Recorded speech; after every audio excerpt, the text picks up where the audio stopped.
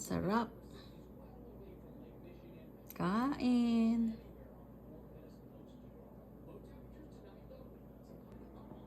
Yan. Luto na yung aking sweet rice dumpling.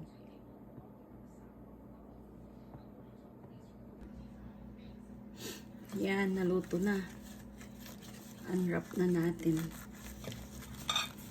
Sweet sticky rice dumpling. Ito oh. Ang sarap yan. For lunch time. Ito ang aking lunch ngayon. Chinese sticky rice dumpling. Masarap yan. Made from homemade. Ginawa ng aking biyanan.